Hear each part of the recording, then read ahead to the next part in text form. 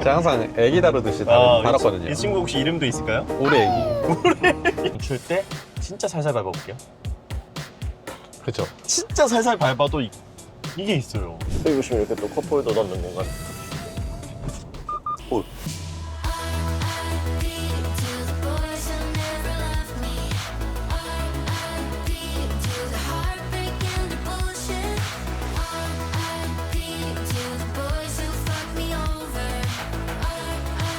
안녕하세요, 리보시입니다. 자, 오늘 소개할 차량은요, 스포티지 하이브리드 24년식 한번 준비를 해봤습니다. 실내 타서 공간감을 한번 먼저 보여드릴게요. 자, 이 상태로. 아니 근데 핸들이 수동이에요. 이 상태로 넘어가겠습니다. 뒷자리 공간이, 제가 얼마 전에 셀토스를 리뷰했을 때 뒷자리 공간감만 보여드렸잖아요. 근데 스포티지의 뒷자리는요, 와, 굉장히 광활합니다. 저번 투싼과 마찬가지로 등받이가 조절이 됩니다. 자, 보여드릴게요.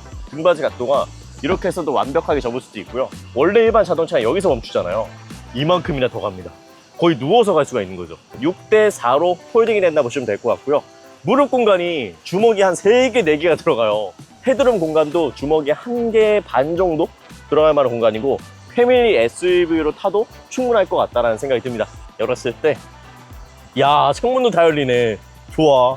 이번 24년식부터는요, 윈드실드 1열, 2열 모두 이중 접합 유리가 들어가 있습니다. 두꺼운 유리가 들어가 있어가지고 방음성까지도 잡았다. 이런 포켓이 있어가지고 여기다가 물티슈 같은 거를 넣고 쓰시면 될 것 같고요. 자, C타입 포트는 이쪽 양쪽에 2개가 들어가 있고요. 하단에는 수납 공간이 준비가 되어 있습니다.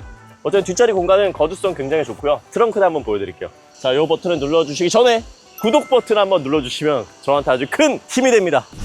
야, 스무스하게 열리고, 우리 차주분이 테니스를 좀 치시나 봐요. 우산도 이게 굉장히 긴 사이즈인데 이렇게 길게 놨을 때도 여유롭습니다.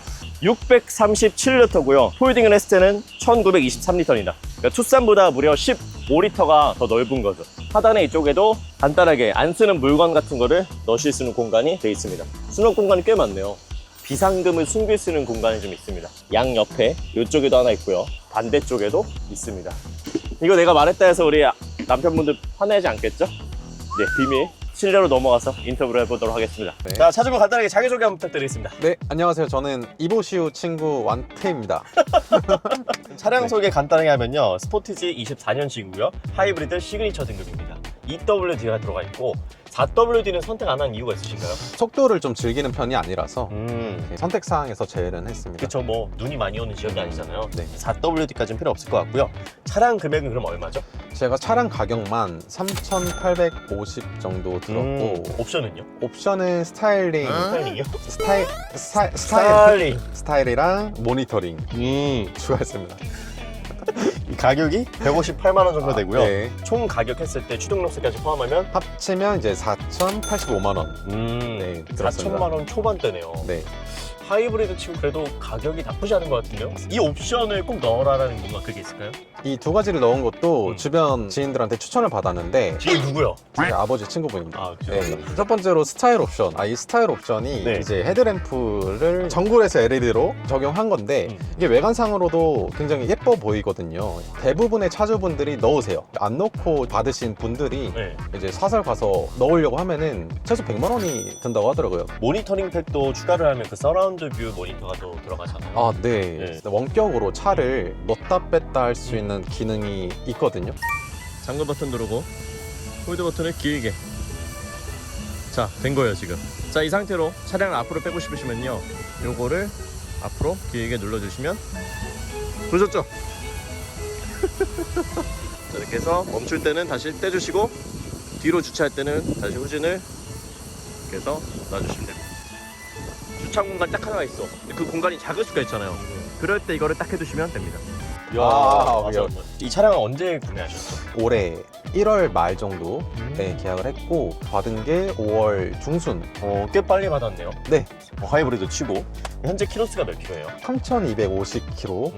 한 2달 정도 타셨고. 네, 맞아요. 그럼 이 전에 타던 차는 어떤 차예요? 이 차량이 첫 차입니다. 아, 스포티 네. 첫 차? 예. 잘 사셨네. 사회 초년생분들 첫 차로 많이 사시더라고요. 예, 맞아요. 스포티지 하이브리드를 산 이유가 있으세요? 다른 후보의 차량도 많잖아요. 먼저 후보에 있었던 게 소렌토 하이브리드였는데 비용적인 측면에서 한 1,000만 원 정도가 차이가 나거든요. 비싸죠. 예. 네. 패밀리카라는 느낌이 좀 강해서 저는 아직 좀 미혼이고 그렇죠. 혼자 타는 경우가 대부분이기 때문에 그렇게 큰 차는 필요하지 않다. 스포티지만으로도 충분히 만족하고 있습니다. 혹시 여자친구 있으세요? 왜 물어보시죠? 공개 구인합니다. 예. 타면서 느낀 장점들, 사실은 뭐 3,000km 타가지고 잘 못 느끼실 수도 있겠지만 맞아요. 제가 뭐 많은 차량을 타본 건 아니지만 장점 첫 번째가 아시다시피 연비가 상당히 잘 나옵니다. 연비가 몇이 나와요? 복합으로는 한 평균 19에서 20 정도. 제가 직장이 영종도거든요. 본가까지 이제 거리가 한 100km 정도 되는데 적당한 연비 운전하면은 25km 정도 나옵니다. 고속 주행을 하는데도요? 네. 막힐 때나 저속일 때는 계속 EV 모드로 가기 때문에 오히려 더 잘 나오죠. 차가 좀 막히는데도 연비가 좋은 줄 알았지만 고속에서도 예. 연비가 굉장히 좋은 거군요. 네. 그래서 세금이 또 저렴하잖아요. 맞아요. 이게 배기량이 1600cc다 보니까 대략 알아보니까 세금이 한 29만 원대 정도 나온다고 보시면 될 것 같고요. 실내 거주성이 진짜 좋아요. 친구분들이 탈 때 굉장히 편하게 갈 수 있다. 리클라이닝도 되고 헤드룸 공간도 넓어요. 근데 제가 하나 여쭤보고 싶었던 게 썬루프를 안 넣으신 이유가 있어요? 주행 중에 햇빛을 좀 별로 안 좋아해가지고 그런 것도 있고 비용도 들지만 결정적으로는 약간 안전에도 굉장히 안 좋다고 들었어요. 그래서 뺐습니다. 그 생각보다 네. 실내 디자인이 이뻐요. 예, 맞아요. 색상이 되게 화사해가지고.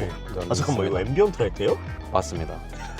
앰비언트 라이트 나오네? 앰비언트 라이트 들어가 있고 이쪽도 은은하게 나와서 이거 되게 고급스럽다. 이 다이얼은 쓰시기에는 좀 불편하지 않으세요? 다이얼 쓰다 보니까 오히려 더 편한데요. 더 편하시고. 네. 이 공조기 버튼이 처음 타시는 분들은 이게 왔다 갔다 해가지고 운전 중에 쓰는 게 조금 불편하다고 하실 수도 있다 하더라고요. 네. 사실 주행 중에는 거의 공조기 버튼으로만 유지해서 쓰는데 버튼이 되게 작다 보니까 터치를 할 때 가끔 미스가 나는 경우도 있고 버튼이 아니다 보니까 안정감이 없다 정도 단점이 될 수 있지만 저는 굉장히 편하게 쓰고 있습니다. 내년에 페리 모델이 출시가 된대요. 맞아요. 차 사시는 분들의 숙명이긴 하죠. 이러면 좀 속상할 것 같은데 제가 디자인 찾아봤거든요. 예. 기뻐하세요. 크게 안 바뀝니다. 그렇습니까? 네. 네. 오히려 지금 빨리 사시는 게 더 좋습니다. 내년에 그리고 가격도 좀 올라갔어요. 예, 아무래도 물가가 계속 오르다 보니까 풀옵션으로 사면요 거의 5천만 원대 육박한다 하더라고요. 예. 하이브리드 같은 경우는. 또 다른 단점은 저번에 제가 투싼 얼마 전에 리뷰를 했었어요. 네. 근데 본인 열 때 앞에 유압식이 아니라 닭발이 들어가요. 지금 차도 닭발이 들어가죠. 맞아요. 아니 요즘 차는 이렇게 자연스럽게 올라가잖아요. 놀랬습니다. 안 올라가길. 뭐야 이거 이렇게 꽂아야 된다. 예. 사실 이게 얼마 안 하는 거잖아요. 네.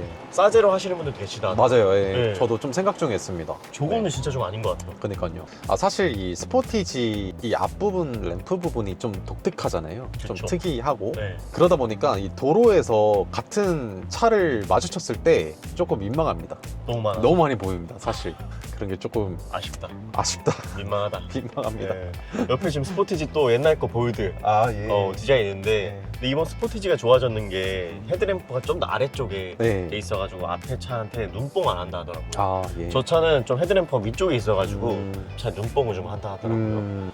스포티지가 저는 좋은 점이 방향지 시등이 위쪽에 있어요. 예. 이거 진짜 장점이에요. 투싼이라든지 요즘 차들은 다 밑에 내려가 있어요. 그렇습니다. 그래서 큰 차가 만약에 뒤에 붙었다. 그럴 수 얘가 있겠네요. 깜빡이를 켰나 안 켰나 안 보일 수도 있거든요. 예.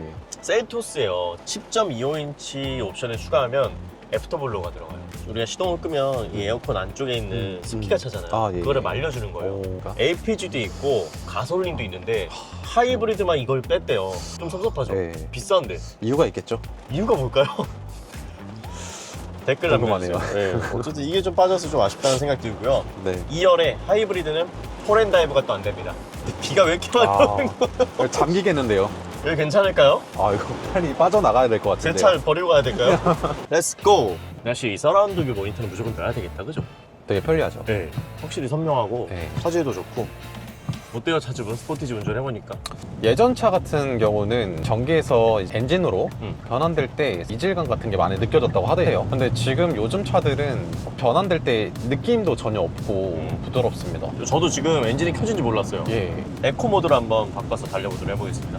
저는 보통 에코 모드로 모드로. 기본값으로 두고 운행을 하고 있습니다. 가끔 이제 고속도로 주행할 때 네. 이제 속도 좀 내고 싶을 때는 스포츠 모드 사용하긴 하지만 네. 에코 모드로도 충분히 잘 나오기 때문에 네.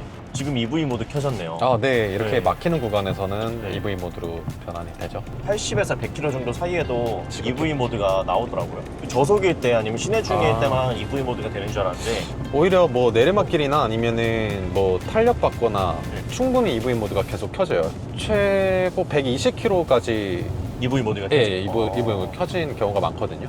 고속도로에서도 꽤 많이 EV 모드로 가고 여기서 이제 관성 주행하시면 또 그렇죠. EV로 변경이 되죠. 지금 변경됐다.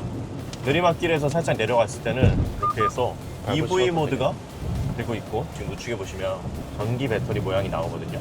이게 지금 H로 가 있으면 배터리가 최대 풀로 충전되어 있는 거고 전기는 지금 절반 정도밖에 있지 않다는 겁니다.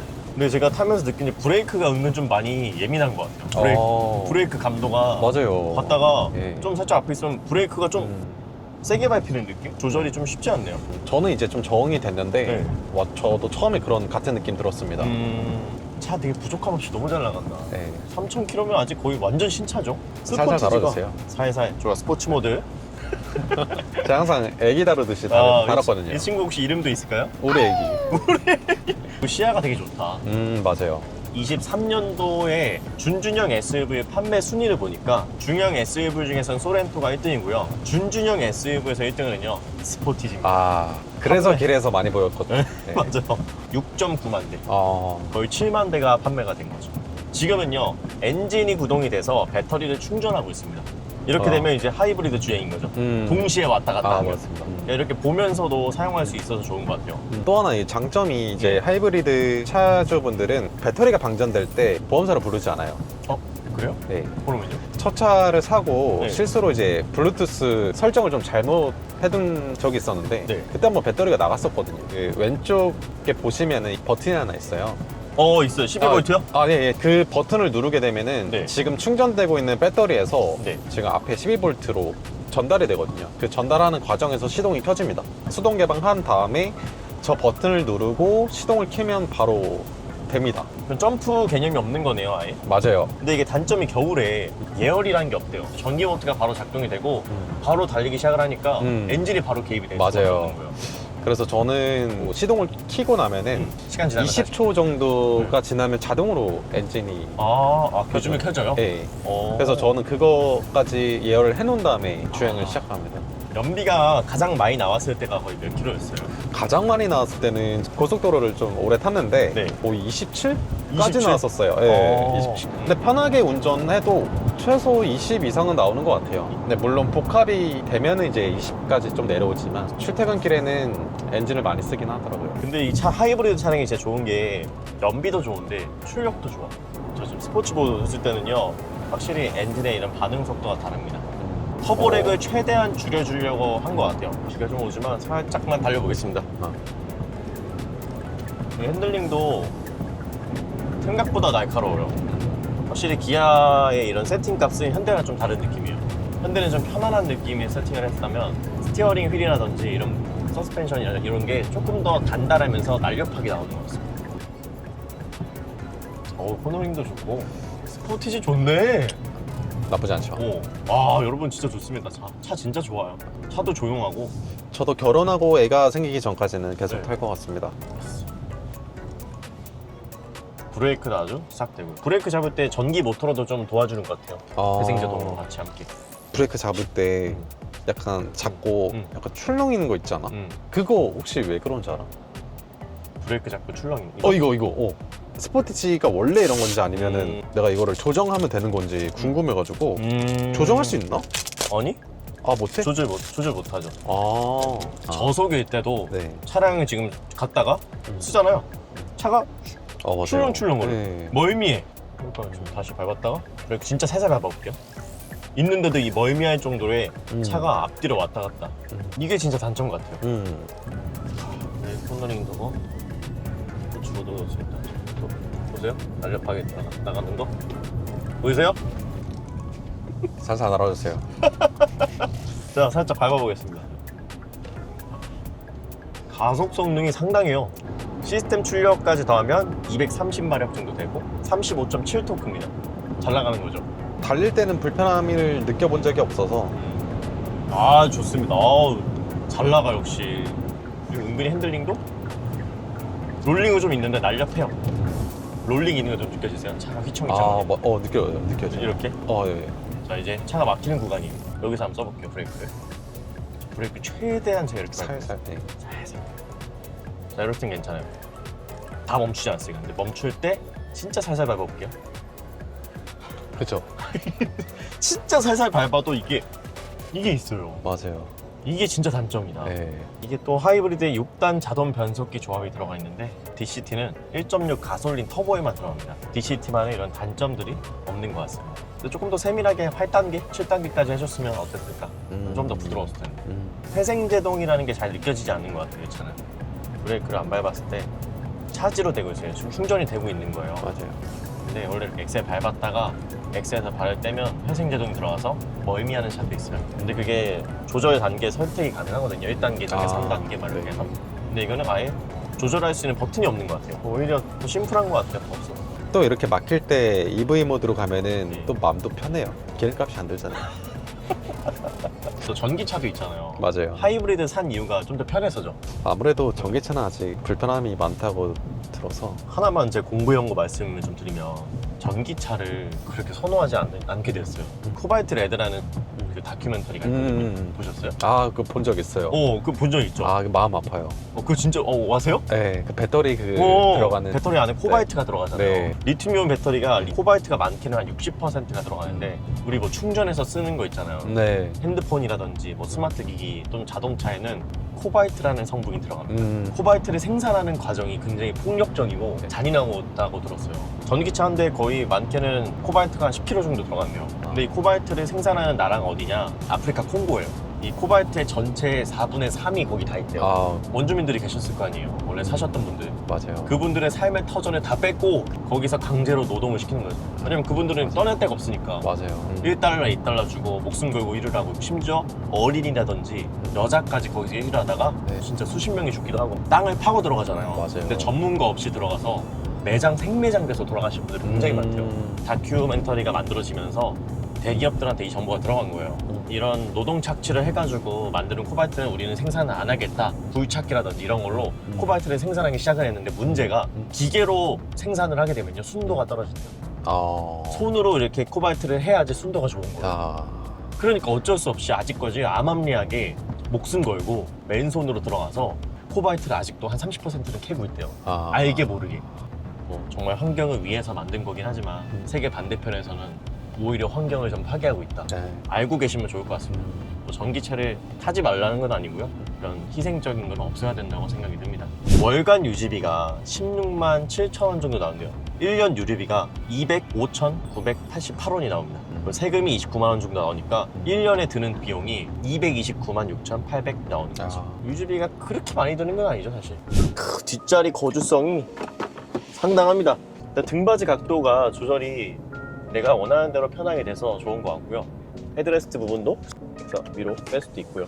무릎 공간도 넓고 누워서 쉬실 수가 있는 거죠. 야, 뒷자리 너무 좋은데요, 사장님? 편하시죠? 네. 여기 보시면 이렇게 또 컵홀더 넣는 공간도 이렇게 준비되어 있고.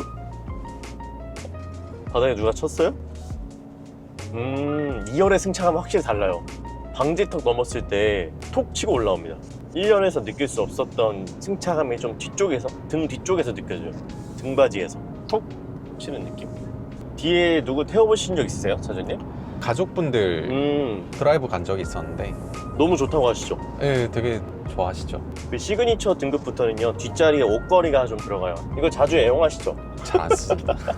여기 안에 보면 또 이렇게 고무로 마감이 돼 있어가지고 떨어지지 않게끔 처리가 돼 있습니다. 시트 포지션이 위에서 아래로 내려보는 느낌이 아니라 좀 뒤쪽에 이렇게 좀 파묻혀 있어가지고 공간감이 좋고요. 대신에 개방감은 조금 떨어집니다. 트렁크에서 짐 꺼낼 때 아빠 뭐 필요하다고? 우산? 이렇게 해서 바로 꺼내서 줄 수도 있고. 그 실내 시트가 진짜 이쁘네요. 이게 그레이 색상인데 그레이색이야? 예. 투톤이어서 이쁜 것 같아요. 이런 데는 전부 다 플라스틱이긴 합니다. 근데 저는 스포티지가 옆모습이 더 이쁜 것 같아요. XV지만 뭐예요 이거? 이게 블랙박스에서 나는 소리인데 네. 신호를 감지해요. 싸세요? 이게 아이나비 QSD 8000 모델인데 광고하시는 거예요? 굉장히 추천합니다. 진짜요? 네. 좋다. 네, 신호 기다리면서 편합니다. 오, 아주 좋습니다. 자, 2열의 승차감은요, 큰 요철들은 잘 걸러주는 느낌인데 바닥에 노면이 조금 이렇게 오도도도한 데는 노면을 긁고 올라오는 느낌입니다. 뒤에 타시는 가족분들은요, 그렇게 크게 느끼실 정도는 아니라고 생각하시면 될 것 같습니다. 총평을 한번 해볼까요, 저희? 별점 10개 중에 몇 개? 사실 좀 더 타봐야겠지만 지금까지는 9개. 9개. 네. 한 개는요, 왜 빠졌어요? 브레이크 아까 그거 좀 꿀렁거리는 거. 그걸로 마이너스 1점 하겠습니다. 그러면 이 차는 어떤 분들에게 추천해주면 좋을까요? 20대 후반에서 30대 후반까지도 패밀리카로도 충분히 탈 수 있지 않을까.